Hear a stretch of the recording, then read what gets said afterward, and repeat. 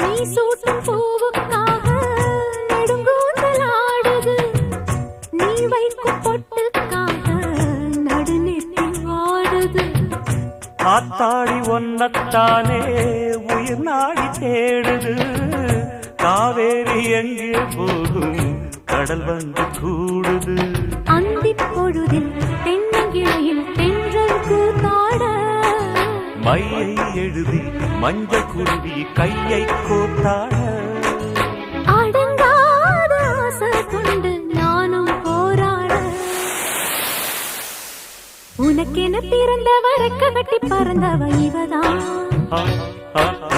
என விட உனக்கு இங்கு மனசுக்கு பிடிச்சவ எவதான்.